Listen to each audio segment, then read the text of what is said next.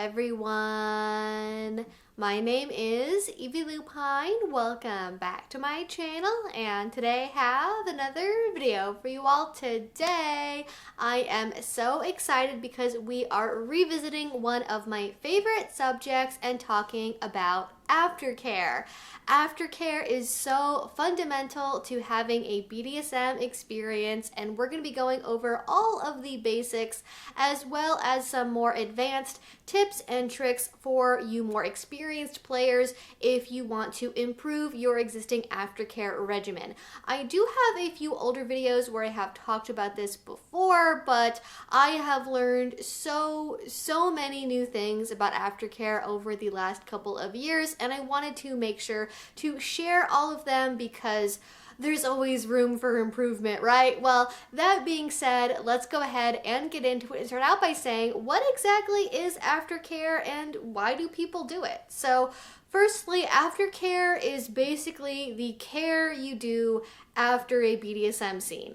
Yes, it really is that easy. But the reason behind why we do aftercare is a little bit more complicated. So typically when people are doing BDSM scenes, for the most part, they are typically experiencing something that is emotionally and or physically intense, or they might be doing a very heavy form of role play where they're acting out something that is very different than who or what they are like in everyday life. And because of that, there can be a lot of negative feelings, emotions, and physical repercussions after a scene. This is called drop. And the role of aftercare is to help avoid those nasty post-scene feelings. It is about avoiding those feelings of drop and helping you settle back into reality.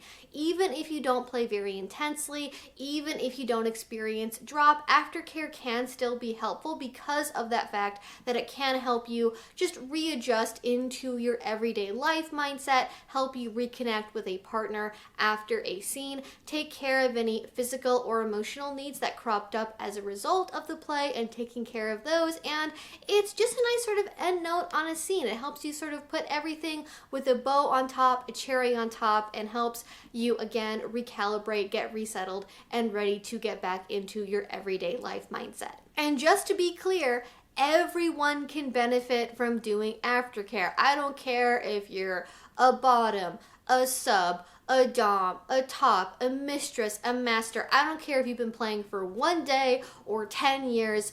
Everyone, regardless of their experience level and their role, can benefit from doing aftercare. Now, depending on what scenes you do, what role you play, all of that might change what your aftercare needs are and what might help you, but that doesn't mean those needs aren't there. And so if you ever hear anyone say, aftercare is just for subs, why would a dom need aftercare anyways? Either doesn't know what they're talking about or has not really ever engaged emotionally with how their top or dom might feel after a scene, because it's a big secret, but not really. But a lot of doms and tops need some help and reassurance too after a scene, okay? It's not just a one-directional thing. But that being said, I did mention that aftercare exists because when you do BDSM, you can feel kind of crappy afterwards. You might have some flu-like symptoms, you might feel really tired, emotionally drained, you might have some bruises on your skin that you need to take care of, etc.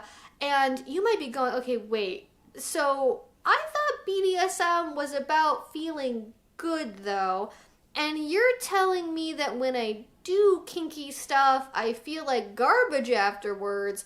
So isn't that kind of implying that doing BDSM is actually really bad for us and we shouldn't be doing it? And this is our body telling us it's a bad thing to do? I don't personally believe that. I think when you are playing with BDSM, yes, you can end up feeling bad afterwards, and BDSM is about feeling good, or at least feeling good about not feeling good, but you understand what I mean by that, right? And at the end of the day, when we're doing BDSM, we are basically playing around with our brain chemistry to produce intense feelings, doing bizarre stuff, and that is not without its consequences. So this is not a video about drop, but we are going to talk about it because how you experience drop can change what would work best for you in aftercare. So I want to share a little bit about drop, those gross, nasty feelings you get after a scene, and go over some reasons why that might happen so you can better identify how and what you might want to do for your aftercare, because actually there has been a couple of recent articles about this that I don't think I've talked about on my channel before. So we're going to go ahead and talk about those and how they help us understand more scientifically about how drop works and how that might impact our aftercare. So the first article is written by a neuroscientist who explains there are roughly 3 broad categories of altered states of consciousness that can happen in BDSM. There is noradrenaline based, there is endorphin based, and serotonin based. And those 3 can lead to about 2 different types of drop. The first one is the come down from having a fight or flight response and the activation of your sympathetic nervous system. And when you have a really high activation of your sympathetic nervous system, after that you're going to get a really high activation of your parasympathetic nervous system, which can make you feel cold, emotionally drained. It can make you feel really tired and want to take a nap. Usually when you are experiencing this kind of drop, it will be apparent pretty soon after a scene. I would say in my experience, when I've had this kind of drop, it's typically been within, I'd say, 5 minutes to maybe like 5 hours, like half a day, maybe at the most, after a scene. And because it is so quick to come on and for you to be able to notice it, it is much easier to deal with in the moment compared to the serotonin or the endorphin linked scene highs. And this is where our second article comes into play, which is written by a biomedical engineer. By the way, I love that there are so many kinky science people in our community. It is so helpful getting to read the articles. And if you want to hear more, read more compared to what I'm just summarizing in this video, please do check out both of these articles because they are well worth the read. Now, with the second article, what the author is explaining is essentially what happens in your brain when you are going through a scene high. And from what I'm reading, it sounds much more like a serotonin or an endorphin linked high. And what they explain is that your brain works best on a steady state of hormones and other things going on. And so when you're doing BDSM, you have this really big spark suddenly up in your hormones going, you've got this huge flood of hormones going into your system, your brain and your body's gonna go, okay, whoa, we can't process this all at once, we gotta slow down here for a second, and you're essentially left with a bunch of extra hormone floating around that you produced because of that scene you just did, which means it takes your body a long time to metabolize all of that, which means you are therefore potentially going to feel all of that high still maybe a couple days later, maybe even a week later if you did like a super intense scene. I've heard that happening before. But basically what happens when you have all this extra hormone built up is your body goes, okay, we need to stop making that. We gotta slow down, put the kibosh on that. We're gonna make a second hormone that tells us to stop making the first one. So when you have drop, what that means, your body went through all of the hormone you produced during the scene and then didn't have any for later, which is why you feel emotionally and physically like garbage afterwards. It's because your body is totally out, totally drained of all those stereotypical like feel-good hormones that you might have been making during the scene itself.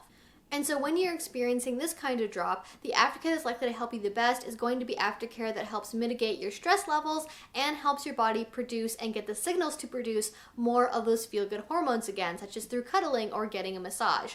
But that about covers what I wanted to say about drop and the science behind it, and hopefully hearing a little bit more of the biology around it makes it less scary, less unpredictable, and helps you be able to predict what you might need help and support with in your aftercare. So let's go ahead and talk a little bit more actually first about stereotypes around aftercare, because I want to, before we even get into how to do aftercare, just nip it in the bud and get rid of any misconceptions so that way you don't apply those misconceptions to what I'm about to say.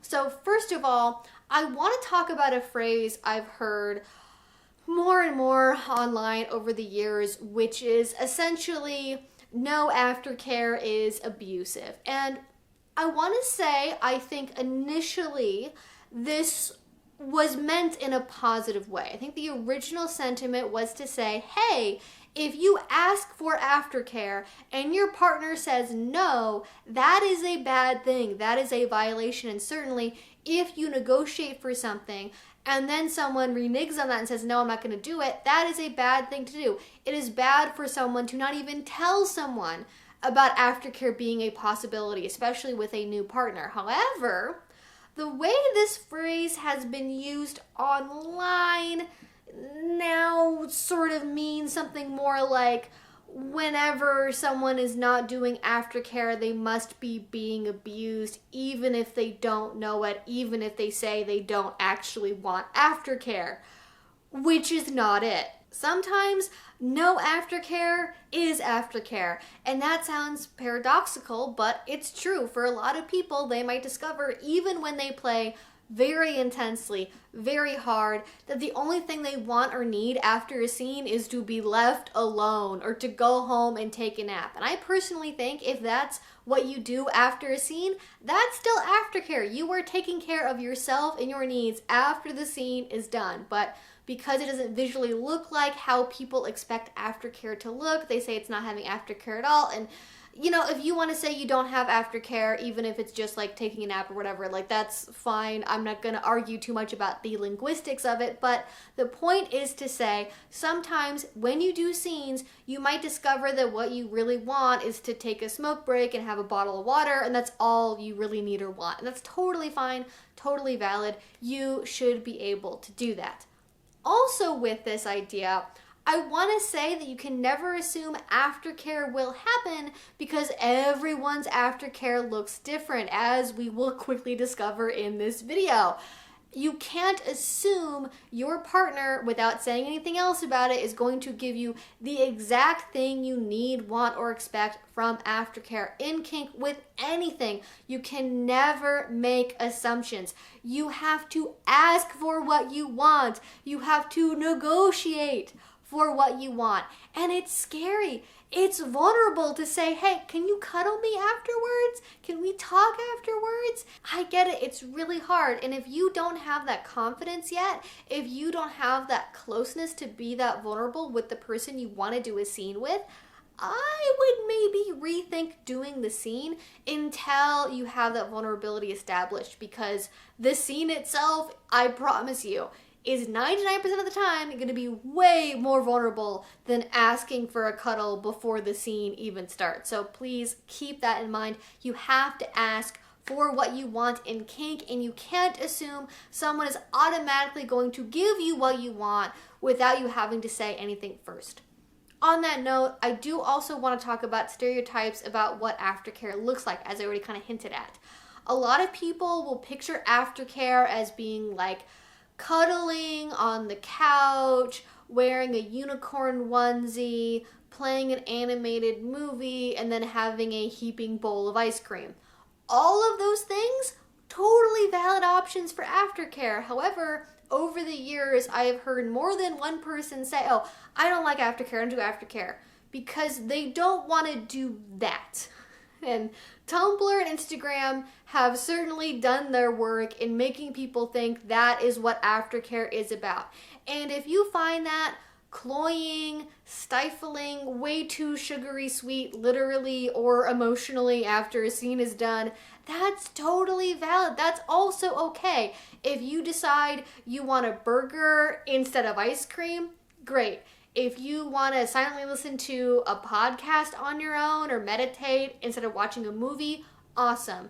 If you want to do yoga or go for a walk instead of cuddle, also totally valid. Do what you like. Do what helps you feel better, even if that doesn't mesh with the stereotypical assumption of what it is supposed to be. What aftercare is supposed to be is what works for you, not for anyone else, okay? Want to make that really clear. No one should be embarrassed or uncomfortable about what their aftercare needs are and not looking like some, I don't know, Instagram fantasy life of what kink is supposed to be. Okay, just leave that one at the door. And now that we have all of that out of the way, let's talk a little bit more about what aftercare can be and what it might look like. For myself, I separate aftercare into two very broad overlapping categories of physical and emotional aftercare. And let's talk about the physical first because it's typically the most immediate thing after a scene is done. So with physical aftercare, what you do is you're taking care of the body after the scene is done. That can be taking off any restraints, any toys or equipment used during the scene itself. I do know some people like leaving certain things on during aftercare, like a single piece of rope or a blindfold. You can do that if you want, but typically we'll start with taking all of that equipment off first. And then if you do have any open wounds, broken skin, blood, then you would do any first aid you need to do. And then you get into what people would traditionally refer to as aftercare.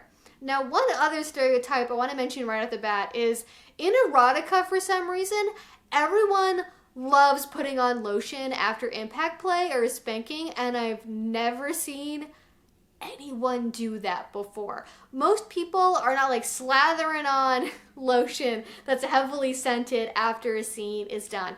Now, massage can feel really good, especially over the areas you just played on, but I wouldn't recommend using like a super heavily scented Bath and Body Works product after you've done a scene because that skin can already be really red and irritated, and fragrance oils in products can also be very irritating on top, and you don't want any non-consensual skin irritation after a scene's already done, right? I think we can all agree on that. I think what I see much more commonly would be things like pure aloe vera gel.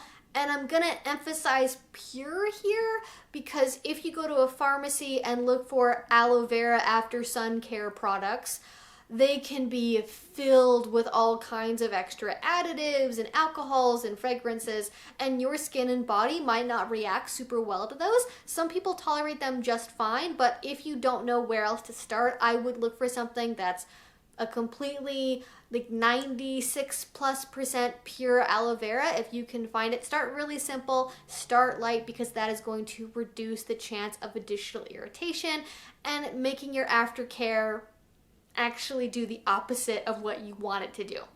Another really popular product in BDSM circles is something called arnica, which is typically either in a roll-on, a cream, a gel, something like that. Now, unlike with aloe vera gel, which is essentially a really simple skin soother, it's meant to make the skin feel a little bit cooler after getting really warm and red and activated, and it really just helps you feel a little bit better topically, but doesn't necessarily have any really key benefits besides that. Arnica is reportedly good for things like sore muscles and for healing bruising, which can be very important for some people. Now, arnica is tricky because a lot of the products out there that contain arnica, especially in the US, are homeopathic products, and they're not really formulated to the same standards as other types of skincare or wound healing ointments, maybe, let's say. And I was always very skeptical about how good arnica actually is for wounds that you've had after BDSM or bruising or stiff muscles. And to answer that question, I actually found a video that was very recently done by a dermatologist I watch here on YouTube all the time, Dr. Shireen Idris. Now, in her video, she goes over some product recommendations and also what arnica is supposedly good for. Now, your mileage will definitely vary with this one, but it is common and it is worth a try if you do impact play and you want to maybe help your bruises get through that itchy, uncomfortable stage a little bit faster. Now, on that note, I should probably talk about the role of pharmaceuticals in BDSM aftercare, because it is very common that when you look online, you will see people recommend like baby aspirin after a BDSM scene because it is supposedly good for helping the pain as well as possibly helping with additional bruising if you like bruising and you want more of it. However, some people will hear that and go, oh my gosh, how could you recommend someone take a blood thinner after a BDSM scene? That is so unbelievably dangerous. How could you? That is the worst, awful, red flag, cancel, don't do it. And I'm gonna say, in the world of risk-aware, consensual kink, you can choose to take a baby aspirin if you want to, if you know the risk, if you know yourself, your medical history, if you want to do that. I don't recommend beginners do that as the first line thing to do, but if you do want to take a painkiller after a more intense scene, you might get more benefit from something like acetaminophen, which is not a blood thinner. However, it also does not help with inflammation, which is one of the main things that most people after a BDSM scene who need this kind of aftercare are going to be dealing with. I think that actually having a painkiller for BDSM is not really that necessary, at least in my experience, because you don't tend to have pain the way that people might expect there to be pain after a scene is done. What most people are going to be dealing with afterwards is going to be soreness, stiff muscles, and bruising, not like body pains and aches in the way that you would typically have if you would benefit from something like acetaminophen, aspirin, etc. Spending some time in a hot bath or a cold shower, using a foam roller, going for a walk, doing some light yoga, that's going to be more beneficial to you, I think, in most cases than going straight for a Tylenol, because the biggest thing you're going to be dealing with again is going to be that stiffness and that soreness, and you might not want to right after a scene go for a walk, but I do recommend getting in some light activity after a scene is done, at least, the next day or so afterwards, to help ward off being really, really stiff afterwards. I have done scenes before, especially if you do impact play on your thighs, where my muscles have gotten so stiff afterwards, it was like I just did the heaviest hamstring workout I've ever done in my entire life. So just be prepared. Light movement is a good alternative if you don't want to mess around with pharmaceuticals. Now, something else I want to recommend instead, at the risk of getting completely demonetized, is something like a CBD balm. I have this one. I've borrowed it from my roommate, actually. It matches my outfit. The reason why I like this is because legitimately this actually does really help with sore muscles. I can't explain why it does, but I have used this on weekends where I have been super busy, low sleep, 4 or 5 scenes in one weekend, and I have used that and then not had any sore muscles or any stiffness at all afterwards. It is a miracle worker, in my opinion. Now, everyone is going to respond differently to a product like this, so you can't take my word for it. It's going to vary person to person.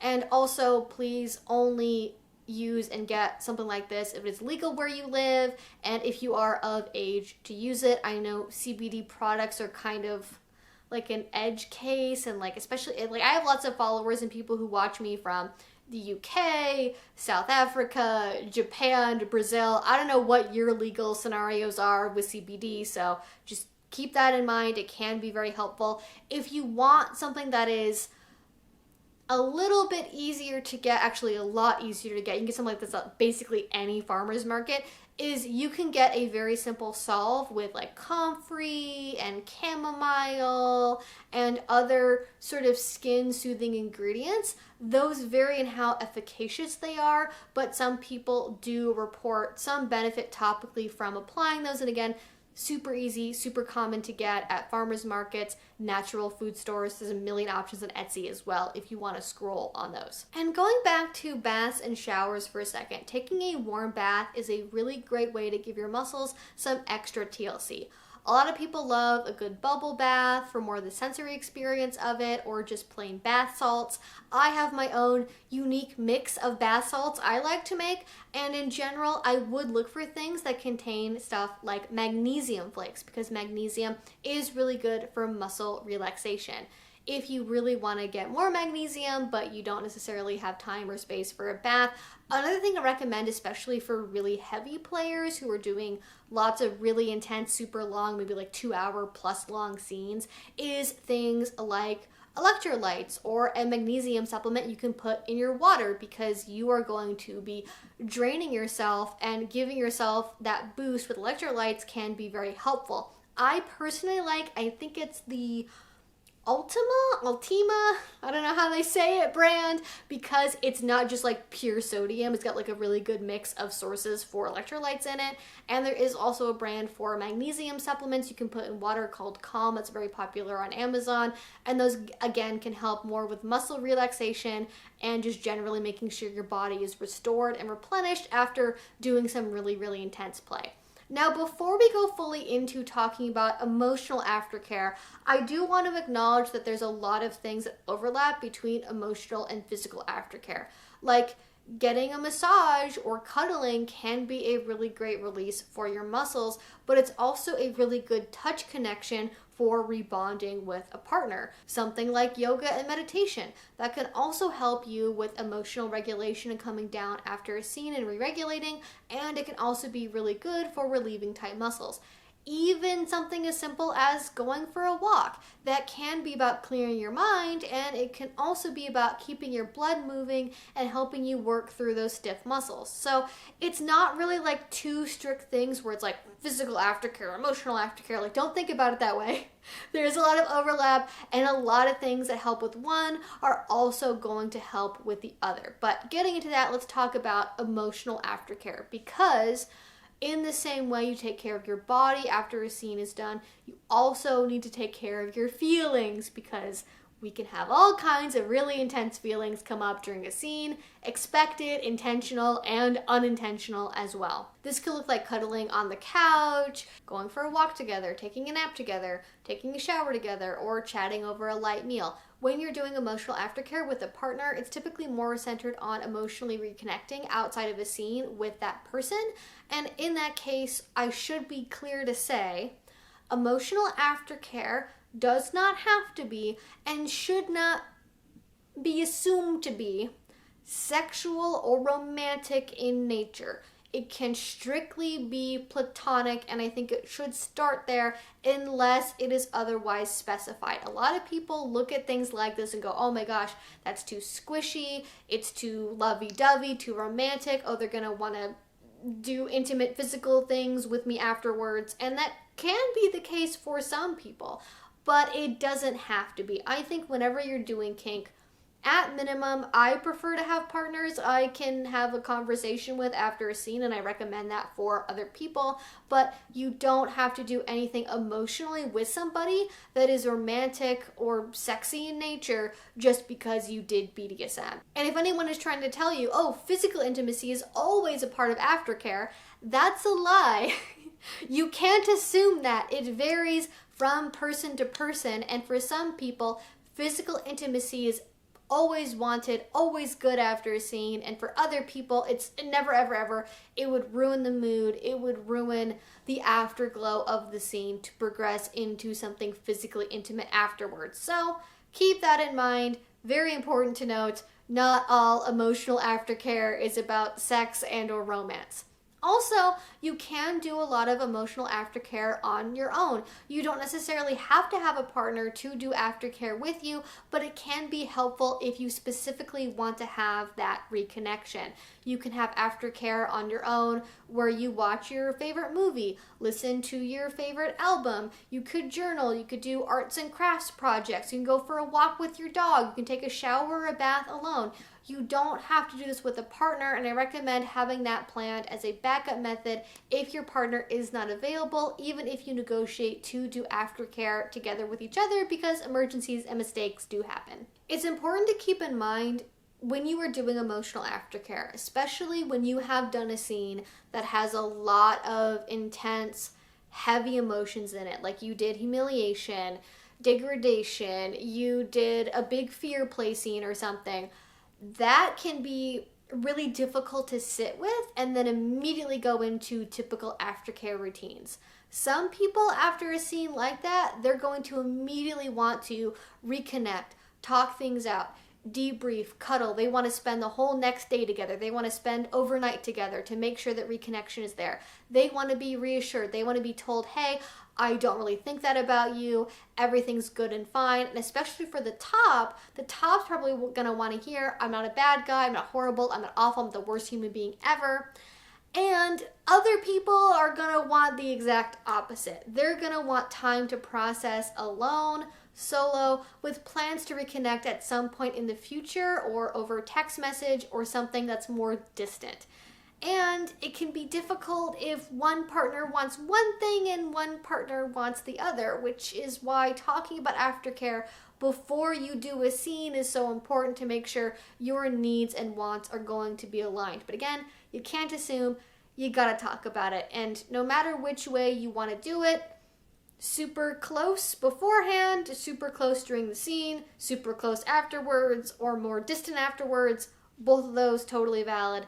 You just need to make sure your partner is on the same page and can give you what you need after a scene before the scene starts. Now, just to wrap up on aftercare ideas, I want to touch on a few that aren't really like neatly fitting into either one of these two categories. Having a light snack or a meal or a bar of chocolate after a scene is done, doing arts and crafts projects, journaling, doing housework, doing service things like picking up the toys after a scene is done, or making a meal, or doing things around the house. It could also be things like listening to music, or playing a musical instrument, or playing video games, or doing other solo activities.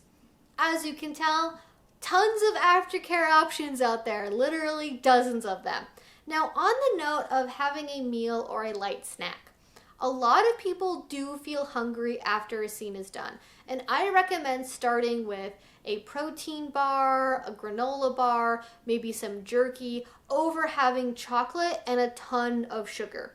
My reason for this is because typically protein will give you some more energy and help you sort of sustain yourself better than just having a bar of chocolate, especially if you're playing at 1 a.m., the only thing open is maybe a McDonald's that's 10 minutes away. If the only thing you have in your bag is chocolate, that's not really going to help you as much as maybe a good protein bar or jerky might be able to do in terms of tiding you over. Now, candy, chocolate can help you feel better after a scene. How many daytime talk show articles are there about like science proves that chocolate improves your mood by 25%? Like, there is something to be said for how sugar can be a mood booster. But also at the same time, if you're just dumping a ton of sugar into your body after a scene, that's probably going to long term make you feel worse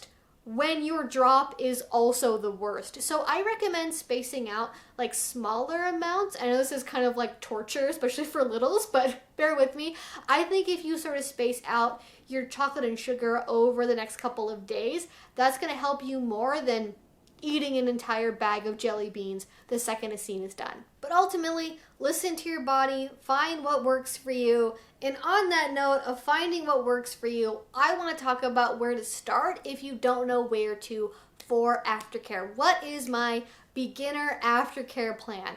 If you don't know what else you're gonna need, I would think about, okay, what type of drop am I most likely to experience based on the types of scenes that I'm doing? How much do I know this person I'm playing with? Have I done this kink before? And what is my comfort level with that kink? Those will give you some good basics to start with. If you don't really know the person, if it's going to be really intense, and if you are really affected by maybe more severe drop like serotonin or endorphin drop, you're probably going to want to do and make time for more intense aftercare. However, when it's lighter play, you don't really experience drop, it's something you've done a bunch before, you are less likely to need more intense aftercare. But if you don't really know where to begin, what I would say is 1, drink water. If you don't do anything else, drink water, okay? It's always good for you, BDSM or not. Drink water, have a water bottle, have some way to get fluids into your body, not just water sports, actual non-pre-processed by somebody else's body water. And then also having some kind of light snack, like again, jerky, a protein bar, maybe a pre-packaged thing of something like maybe a chocolate bar, a caramel, a hard candy, something like that as well. And then the big thing to make sure to budget time for would be either a nap watching a movie or taking a hot bath, and then listening to your body about what you need. And then also make sure your partner is available for cuddling or talking after the scene is done. I think if you have those 4 things, you're probably going to be pretty good as far as aftercare and avoiding drop is concerned, and then you can modify that and refine that as you get more experience with that play, with that person, etc. And then if you're also doing some more emotionally intense play, that is when I would also make sure to make some time for meditation, journaling, things that help you personally, emotionally recenter as well. And with that being said, that is all I have to say for now about aftercare. And this was a really long video. I thought originally it was going to be like, oh, it's going to be so easy. It's going to be like 2 pages of notes. And then meanwhile, 4.5 pages later, here we are. So fun. I personally would like to do a follow-up video where I share my own aftercare kit and talk about it, kind of update that old video, and then also maybe give you guys my personal recipe for bath salts that I like to use after a scene that are just like so good and actually cheaper to make than you might think. But let me know if you want to see that in a comment down below. I would love to know any of your thoughts in a comment down below as well. What do you do for aftercare? What do you find helps you? What have you tried in the past? Has that not worked? Has it worked? How does that fit with stereotypes? Again, I would love to know any of your thoughts in a comment down below. And finally, if you're not already, if you'd like to, please do subscribe because I make videos twice a week about all sorts of kink and BDSM related topics. And finally, if you want to support what I do, the best you can do is Patreon, and link to that will be down below. If you do already, it's from over there. Thank you so much. It means the absolute world to me. And until I see you all next time, I hope you have a great rest of your day and a great rest of your week. Bye-bye.